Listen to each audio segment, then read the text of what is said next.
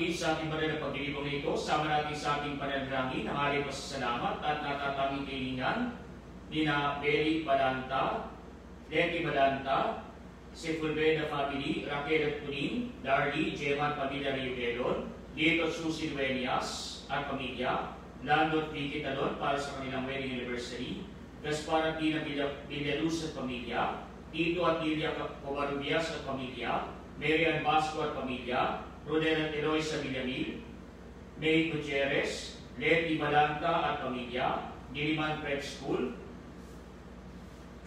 Dennis at Mary Santos at pamilya, Danilo at Emily Sebastian at pamilya, Elma Ecuador at pamilya, Michelle Esteban at pamilya, Dante at Marisa de la Cruz at pamilya, Aurora Silungan at pamilya, Lourdes Hilario at pamilya, Judas Soli del Rosario at pamilya, Christopher at Janet Lo at pamilya, Jean Silungan at pamilya, Lueda Zeni Galvez at pamilya, Dr. Marat Marie Tolentino at pamilya, Dr. Abexaida Banaga at pamilya, Kelvin Maximo at pamilya, Maria Taquerola at pamilya, Vic at Susie Mendoza at pamilya, Celia San Felipe at pamilya, Edgardo at Aida Cunanan at pamilya, Rene Devi de Leon at pamilya, Aida F. Resurrection at pamilya, Alicia Arcelia Villaculsis at pamilya, Seri Siling Dominic Nicolas, Tony at Evelyn Salazar at pamilya, Mila Digonam at pamilya, Janet E. Pascual at pamilya, hindi ng EDB Community, Antonio Victoria Sanchez at pamilya, Cesar at Lolita Nicolas at pamilya,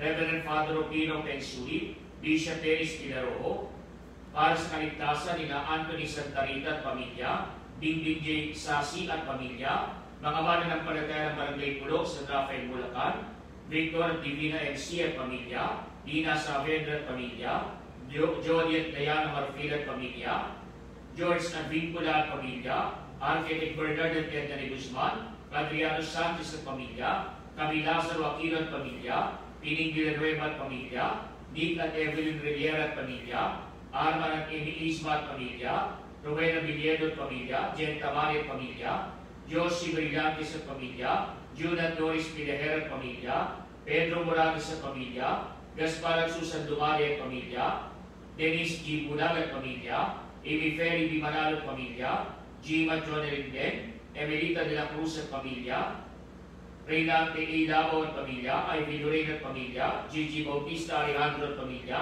Yvette Valera at pamilya, Dr. Onaisa Katrina Valera at pamilya, Maria G. Ada, Dr. Ken Ada, Jaime Joven Cruz, Dr. Chester Calapis, Dr. Alan Yvonne Guevara at pamilya, Dr. Caroline Enriquez at pamilya, mga doktor at medical staff ng Our Lady of Fatima Hospital sa Valenzuela City, Santo Niño Hospital sa Bustos, Amang Rodriguez Memorial Medical Center sa Marikina City, Region 2 Trauma Medical Center sa Maybong, Nueva Vizcaya, mga doktor at medical staff ng Regino Hospital, Skyline Hospital at Qualimed Hospital, at ng lahat ng mga frontliners sa pagsupo sa pagkalat ng salot ng COVID-19, gaya ng iba pang mga doktor at healthcare providers, mga pulis at sundalo, mga business leaders at workers, at mga kawali ng pamahalang nasyonal at lokal, lalo na ng lungsod ng San Jose del Monte. Para sa kagalingan nila Mercy Ancheta, Ana Dominic Adams, Corinne Sarcilia, Lori Ang, George Sicat Jr., Lorna Gadi, Miguel Cesar Torres, Lito Arnaldo Chidor Dueñas, Evelyn Masito, Eloisa Villamil, Eric Emaroy, Rami Banaag, Corazon Rodriguez, Joan Perez, Janet Emlo, Jose Ina, Timoteo Rivera, Capistral Manegro, Samantha Osea, Corazon Donato, Keito Cristobal, Cero del Mundo, Mariel Maravilla, Joji Santiago, Lito Soriano, Joanna Cristiana, Minda Jean Saison, Mark Joseph Bernardino, Benjamin Valerio, Nemencia Iliescas, Neil Francis Navarro, para sa karawan nila Aileen Locinesio, Janet E. Pascual, Antonio Beltran, Donna Pedroche Santos, Malaya de Leon, David Espiritu, Phil Gilsen Galvez, Steven Flores, Maria Janet Creencia, at para sa kapayapaan ng kanluan ng ating mga kapatid na Yumao, lalo-lalo na si Eduardo, Consuelo, Uiteo King, Rodolfo, Laura, Enrique, Kenji, Pedro, Senona, Marcela, Vilma, Lilia, Cornelio, Ricardo, Alicia, Alan, Antonio, Salvador, Belicio, Ricardo, Celidonia, Viviana Gil, Sila, Isabela, Leticia, Evelyn, Alfredo, Eric, Nicolas, Nelson, Frederick, Raquel, Dean, Puloy, Maura, Rowan, Andres, Epifania, Rufo, Celia, Marisa, Flor, Protasio, Susana, Tanasia, Nestor, Maria Teresita, Ima Concepcion, Jaime, Domingo, Maximina, Alejandro, Enriqueta, Brian Angelo, Maricel, Jose, Pinora, Alejandro, Sofia, Bonita, Roy, Justin, Lucila, Felisa, Pedro, Rodrigo, Felino, Romeo, Domingo, Rosa, Jocelyn, Daisy, Romel, Jose, Ricardo, Maria, Jose Pepito, Magdalena, Felicidad, Agustin, Marlene, Mark, Maria Mercedes, Cristal, Antonia, Juan, lahat ng mga kaluluwas purgatorio at hindi na mga namayapang mga rektor ng Diocese ng Malolos at mga doktor at frontliners at mga naging biktima ng salot na COVID-19. Sa ngala ng Ama at ng Anak at ng Espiritu Santo, Amen. sumainyo ang Panginoon. At sumayo rin. Mga kapatid, tinipon tayo bilang kalinlangan ka ng Diyos, kaya tumulog tayo sa mawaing Panginoon na nagpapatawad sa atin ng lubos.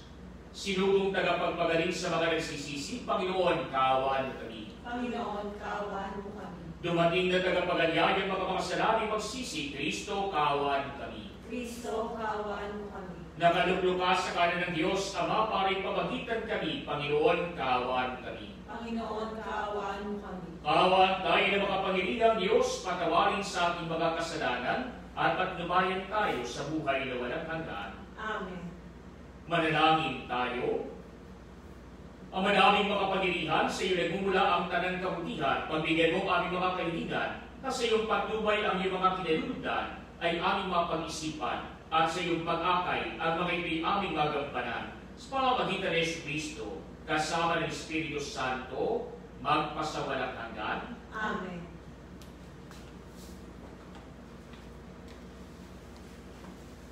Ang salita ng Diyos mula sa unang aklat ng mga hari. Noong mga araw na iyon, si Elias ay sumapit sa Horeb na bundok ng Diyos. Pumasok siya sa isang yungib at doon nagpalipas ng gabi. Walang ano-ano'y nagsalita sa kanya ang Panginoon. Lumabas ka at tumayo sa ibabaw ng bundok sa harapan ko. Pagkasabi nito'y dumaan ang Panginoon at umihip ang napakalakas na hangin. Sumabog ang bundok at nagkadurog-durog ang mga bato sa lakas ng hangin. Ngunit wala sa hangin ang Panginoon. Nang tumigil ang hangin ay lumindol, ngunit wala sa lindol ang Panginoon. Pagkalipas ng lindol ay kumidlat, ngunit wala rin sa kidlat ang Panginoon. Pagkalipas ng kidlat, narinig niya ang isang banayad na tinig. Lumabas si Elias, tinakpan ng balabal ang kanyang mukha at naghintay sa buwanga ng yungib. Narinig niya ang isang tinig na nagsabi, Elias, bakit ka naririto? Sumagot siya, dahil po sa aking malaking pagmamalasakit para sa inyo, Panginoon, Diyos ng mga hukbo. Tinalikda ng bayang Israel ang inyong tipan, winasak ang inyong mga dambana, pinagpapatay ang inyong mga propeta. Ako na lamang ang nakitira at hinahanap nila ako upang patayin.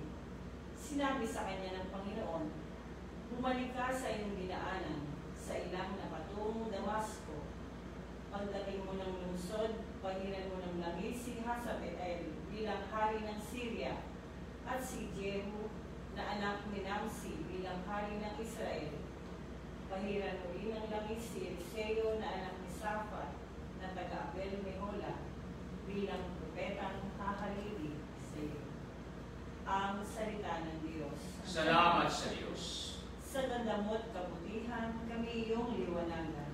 Sa gandamot kabutihan, kami iyong liwanagan. O Diyos, ako'y dinggin sa aking pagtawag. Lingapin mo ako sa aking mahabag. Ang paanyaya mo'y lumapit sa akin. Huwag kang magpupublik, kita'y hahanapin. Sa gandamot kabutihan, kami iyong liwanagan. Huwag kang magagalit, huwag mong itatakwil. Akong katulong mo at iyong alipin. Tagapagligtas ko, huwag akong lisanin. Sa gandamot kabutihan, kami iyong liwanagan. Ako'y nananalig na bago mamatay.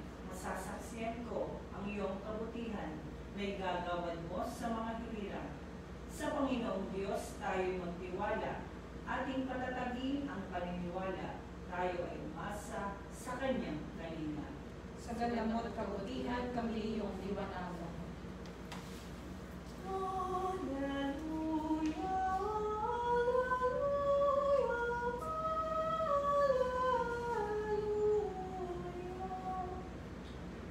Sumainyo ang Panginoon. at sumayo rin. Ang mabuting balita ng Panginoon ayon kay San Mateo. Papuri sa iyo, Panginoon. Noong panahong iyon, sinabi ni Jesus sa kanyang mga alagad, narinig niyo na nung muling iutos sa mga tao, huwag kang makikiapi, ngunit ay sinasabi ko sa inyo, ang sinong tumingin na may mahalin ng pagnanasak sa isang babae, sa isip niya rin nakipid na siya sa babaeng iyon. Kung ang mata mo ang siya nagiging sanit ng iyong pagkakasala, dugutin mo at itapon, sapagkat mabuti pang mawalan ka ng isang bahagi ng katawan, kaysa buong iyong katawang itapon sa impyerno. Kung ang iyong kamay ang siya nagiging sanhi ng iyong pagkakasala, putulin mo at itapon. Mabuti pang mawalan ka ng isang bahagi ng katawan, kaysa buo ang iyong katawang itapon sa impyerno. Sinabi rin naman, kapag pinaiwalay ng lalaki at kanyang asawa, ito'y dapat ng bigyan ng kasulatan ng pag-iwalay. Ngunit kayo sinasabi ko sa inyo, kapag pinahiwalay ng isang lalaki at kanyang asawa, nang hindi naman ito nangangalo niya, at ito'y nag-asawa muli, ang lalaking iyo'y nagkasala. Itinulak niya ang kanyang asawa sa pangangalo niya. At sino mang mag-asawa sa babaeng iniwalayan ay nangangalo niya. Mga kapatid, ang mabuting balita ng Panginoon. Pinupuri ka namin, Panginoong Jesucristo. Mga kapatid, sa ating pong Ebanghelyo, ipinapahayag sa atin ng ating Panginoon ang muli ay kanyang pagpapaliwanag ng mas malalim sa mga utos na ibinigay noong una. Kaya nga po kabisado ng mga tao doon sa Israel ang mga utos ng Diyos at hindi naman pilit nilang kinakabisado ang mga himay-himay na utos na ito na dinagdagan pa ng mga batas na mga Hudyo. Subalit ang pinakapuso ng lahat ng mga utos na ito ay ang batas ng pag-ibig. Kaya nga ang sabi sa atin, kung mahal mo ang Diyos, mamahalin mo rin ang iyong kapwa, sapagkat sa pamamagitan ng ating kapwa, nababanaagan natin ang mukha ng ating Panginoon. Kaya nga po mga kapatid, sa ating mabuting balita, pinaliwanag ng ating Panginoon ang hindi lamang pagsunod sa titik ng batas, kundi sa pinakadiwa ng mga batas na ibinigay noong una. Kaya nga po ang tinutukoy ngayon sa ating mabuting balita ay walang iba kundi ang ika-6 na utos. At ito ay may kamag-anak, kasama nito ang ika-9 na utos din. Sapagkat magkamag-anak, magkatagi ang dalawang mga utos na ito. Kaya nga ang sabi sa atin sa ika-6 na utos, huwag kang makikiapi. At sa kaysa na utos naman, huwag mong pagnanasaan ang hindi mo asawa. Kaya nga po sa mga utos na ito, pinapakita sa atin ng ating Panginoon, hindi sapat na makilala lamang natin ang mga batas na ito sa panglabas na kanyon nito. Kaya nga po pwedeng sabihin ng iba, nakatutupad ako sa ika-6 na utos, sapagkat wala naman akong syota na kinakalantari, wala naman akong pinagsasabay-sabay ng mga syota, kaya nga nakakatupad ako sa ika-6 na utos na ito. O pwedeng sabihin, nakakatupad ako sa ika-6 na utos na ito, sapagkat wala naman akong kalaguyo, wala naman akong number 2, wala naman akong number 3, lalo tuhit wala akong number 4. Kaya nga po ang sabi, maaaring nakakatupad ka sa mga utos na ito. At yung iba, ano sinasabi? Hindi ko naman pinagtataksilan yung aking asawa, sapagkat hindi ko naman siya pinagpalit, sa kanya pa rin naman ako uuwi, sa kanya pa rin naman ako naging entrega ng aking sweldo. Kaya nga kung titignan natin, kung yun lamang ang pagbabatayan natin, marahil hindi nga tayo nakalalabag sa ika-6 na utos na ito. Pero ang sabi ng ating Panginoon ay mas malalim. Hindi lamang yung wala kang kalaguyo, hindi lamang yung wala kang number 2, number 3, number 4. Hindi lamang yung pinagsasabay-sabay mo, yung mga girlfriends mo o boyfriends mo. Pero nung sinasabi sa akin, mas malalim. Yung tumingin ka lang na may pagdanasak sa isang babae o kaya naman kahit sa isang lalaki, ikaw din ay nagkakasala na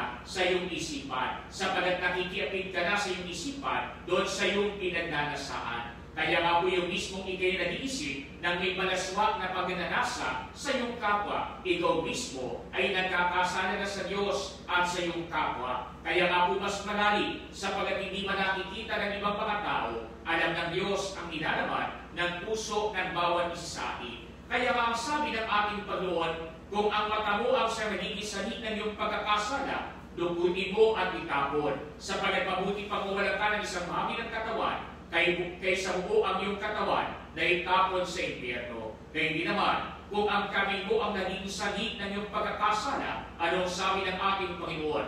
Putulin mo at itapon. Marami pang bahagi ng ating katawan na po pwede maging sagip ng pagkakasala at marami ito rin ang sasabihin ng Panginoon, putulin mo at itapon. Subalit mga kapatid, ang dapat nating tignan, hindi lamang yung titik ng sinasabi ng Panginoon, hindi lamang yung literal na pagkakasabi ng ating Panginoon, kundi ang pinakadiwa, ang pinakabuod ng kanyang sinasabi. Hindi naman ibig sabihin na kapag ikaw ay nangboboso sa iyong kapwa, ay dudupitin mo talaga ang iyong mga mata, saka mo itatapon, sapagat walang perpekto na tao sa mundo. Baka mamaya makita mo yung nanay mo ay bulag ang isang mata. Baka mamaya makita mo ang tatay mo, pareho palang bulag ang kanyang mga mata. At nakapagtataka, pati si bunso, kay bata-bata, bulag na rin ang isang mata. Kaya nga po, pare-pareho na lamang sila sa pamilya ng mga mamboboso. Kaya kapag po ganoon, kapag makawala ng makakita sa ating paligid, sapagat baka mamaya marami sa atin nagkakasala ng dahil sa ating mga mata. Kaya kapag halimbawa, sinunod natin yung sinasabi, ang kamay mo ang pinagbubulan ng pagkakasala, putulin mo at itapon. Baka mamaya, marami na sa atin mga baldado, marami na sa atin hindi makagawa ng mainam sa buhay. Bakit? Sapagat putol na ang kanilang mga kamay. Kaya nga po araw-araw, mayroon tayong pakikihawak sa pagkakasala. Araw-araw, tayo rin ay may mga pagkakataon, bumabagsak, nangihina, laban sa pagkakasala. Kaya kung ating pong pagbabatayan, yung sinabi ng ating Panginoon, putulin mo at itapon, baka mangyari sa atin, maging chap-chap na yung ating katawan. Sapagat kapag ikaw ay nakipag-away at sinipa mo yung kapwa, anong sasabihin sa iyo? Putulin mo at itapon. Sinuntok mo yung kapwa mo, putulin mo at itapon ang iyong kamay. Ngayon ay kapag halimbawa, ikaw ay gumagawa ng hindi maganda, gamit-gamit ang iyong siko, putulin mo at itapon. Baka mamaya dinalya ka sa basketball ng intensyonal at nakakaaway mo at ang pinambalya mo yung balikat mo. Anong gagawin mo? Putulin mo at itapon. Baka wala nang matira sa katawan mo. Kaya nga po sabi sa akin, hindi naman yun ang binabanggit na tinutukoy na direkta ng Panginoon. Kung ang tinutukoy ng Panginoon, putulin mo yung pinagmumula ng pagkakasala. Hindi lamang yung parte ng ating katawan. Kaya isipin natin mga kapatid, no? Kapag halimbawa, gumagawa ka ng malaswa, puputulin mo yung kamay mo sapagat yun ang ginagamit mo sa paggawa ng malaswa.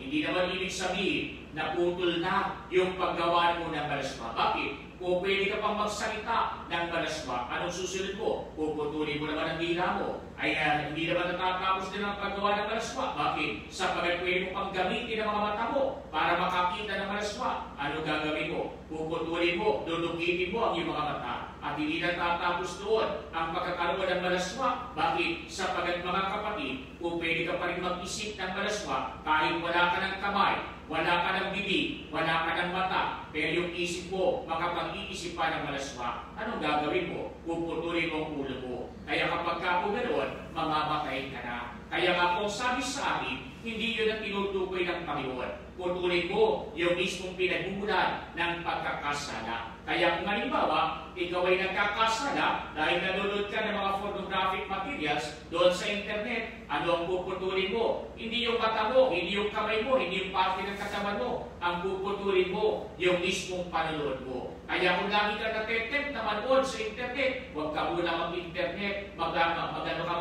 mag-abstain ka muna mula sa panonood sa internet. Para nang sa gayon, ay maiwasan mo yung paggawa ng masama. Kaya kung halimbawa, ikaw ay natetempt, ikaw ay natutukso na palaging pumasok sa nightclub at maghanap ng babae na bayaran doon. Anong puputulin mo? Hindi yung paa mo. Ang puputulin mo, yung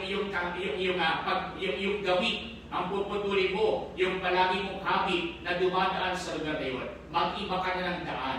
Nang sa gayon, hindi ka natutukso na pumasok sa nightclub kapag ito ay iyong nadaraanan. Kaya hindi po naman mga kapatid, no? Kaya kapag halimbawa, ikay merong kaaway, nagpupuyos ang iyong kamao, gusto mong suntukin palagi, anong dapat mong gawin? Kung di mo kayang paglamanan ang pusok ng iyong puso, ang kapusukan ng iyong kalooban, anong dapat mong gawin? Iwasan mo muna yung tao na iyon. Kaya nga kung pinuputol natin yung mga okasyon ng pagkakasala, ang pinuputol natin, hindi yung parte ng ating katawan, ang talagang pinuputol natin, yung pinakaugat ng pinagmulan ng ating pagkakasala. Kaya nga kung sabi sa atin, mga kapatid, kung ninanais natin sumunod sa ating Panginoon, nararapat lamang tingnan natin ang mga batas sa mas malalim na pamamaraan. Kaya nga po tamang-tama sa pagkakaibigan pong araw na ito, sa ating pong bansang minamahal ng Pilipinas, pinagdiriwang natin yung ating kalayaan. Subalit mga kapatid, di lamang kalayaan sa kaaway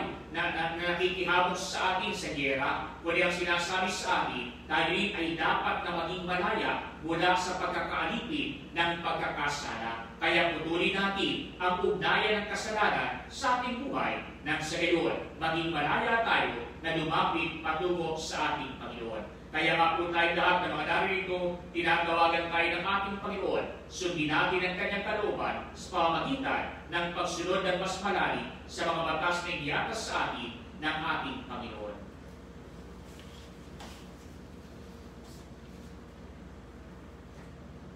Mga kapatid, manalangin tayo sa Diyos na gawin niyang ganap sa atin ang kanyang gawain ng pag-ibig at katapatan.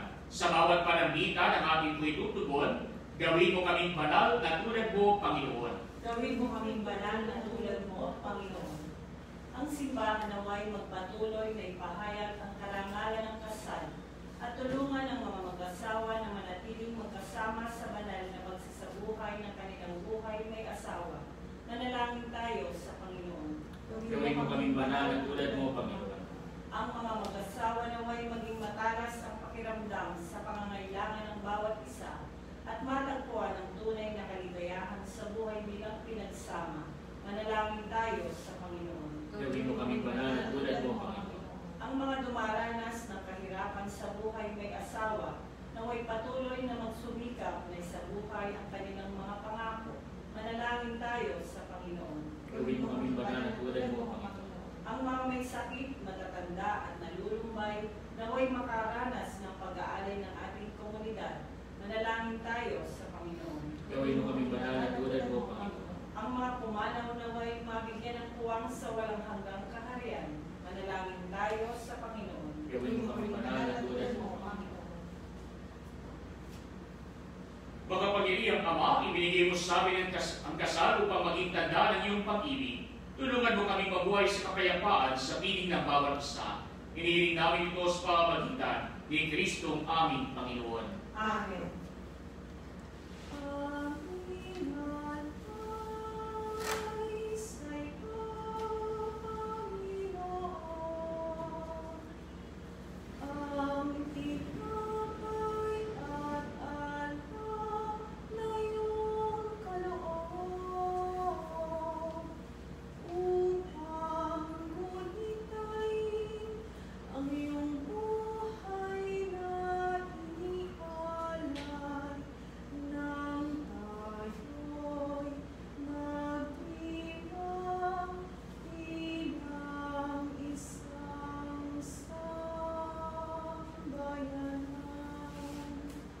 Manalangin kayo mga kapatid upang itong paghahain ay maging kalugod-lugod sa Diyos Amang makapangyarihan. Tanggapin nawa ng Panginoon itong paghahain sa iyong mga kamay sa kapurihan niya at karangalan sa ating kapakinabangan at sa buong sambayanan niyang banal.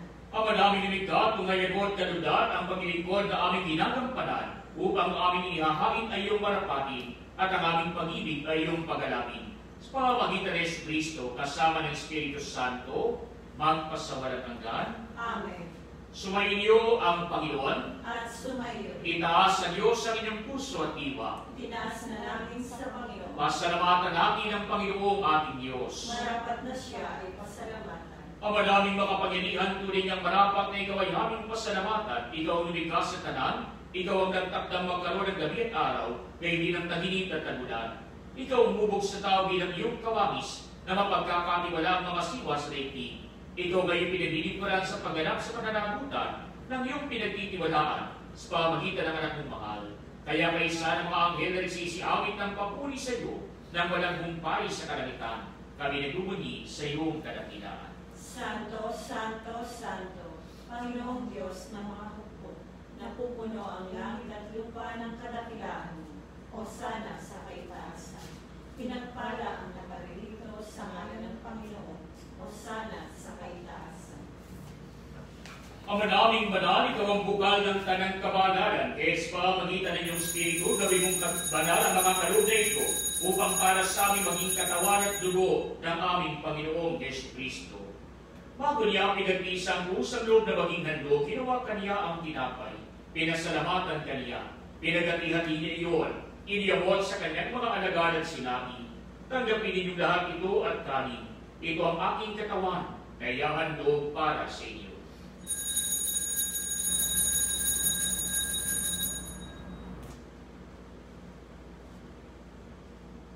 Kaya naman noong matapos na naguna, hinawakan niya ang kanis, muli kaniyang pinasalamatan. Iniyabot niya ang kanis sa kanyang mga alagad at sinabi, tanggapin ninyong lahat ito at inibihin. Ito ang kanis ng aking dugo, ng bago pa lamang ng tipan. Ang aking dugo ay bubuhos para sa inyo at para sa lahat, sa pagpapatawad ng mga kasalanan. Gawin ninyo ito sa pag-alala sa akin.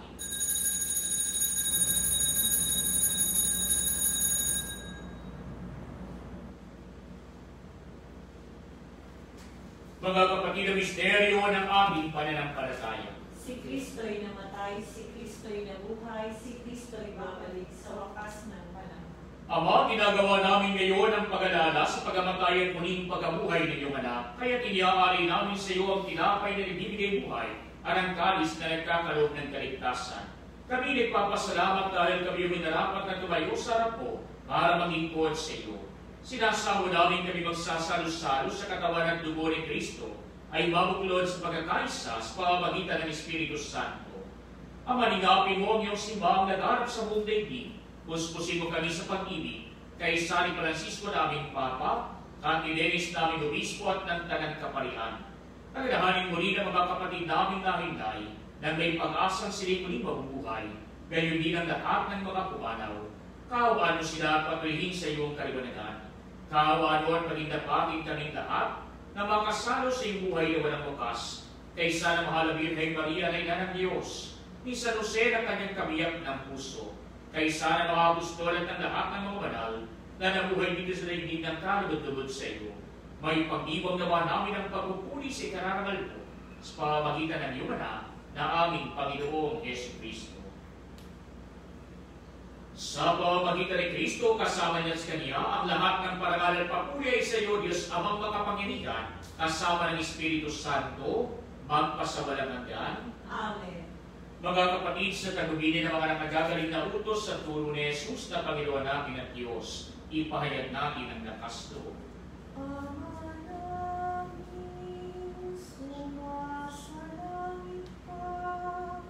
Sambahin ang ngalan mo, Ama sa amin ang kaharian mo, sundin ang loob mo, ito sa lupa para ng sa langit, bigyan mo kami.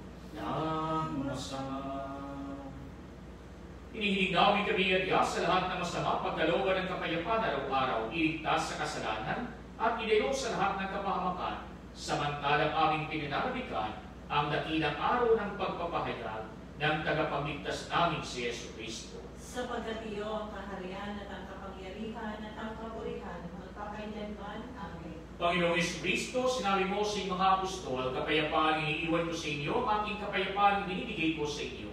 Tunghayan mo aming pananampalataya pag ang aming mga pagkakasala. Pagkalooban mo kami ng kapayapaan at pagkakaisa ayon sa iyong kalooban, kasama ng Espiritu Santo, magpasawalang hanggan. Amen. Ang kapayapaan ng Panginoon ay laging sumainyo. At sumayo rin. Magbigayan kayo ng kapayapaan sa isa't isa. Kordero ng Diyos na nag-aalis ng mga kasalanan ng sanlibutan, maawa ka sa amin. Kordero ng Diyos na nag-aalis ng mga kasalanan ng sanlibutan, maawa ka sa amin. Kordero ng Diyos na nag-aalis ng mga kasalanan ng sanlibutan, ipagkaloob mo sa amin ng kapayapaan. Mga kapatid ko, si Kristo ang kordero ng Diyos na nag-aalis ng mga kasalanan ng sanlibutan. Mapapalad tayong inaanyayahan sa Kanyang tingin. Panginoon, hindi ako dapat na magpatuloy sa iyo. Ngunit sa isang salita mo lamang ay gagawin na.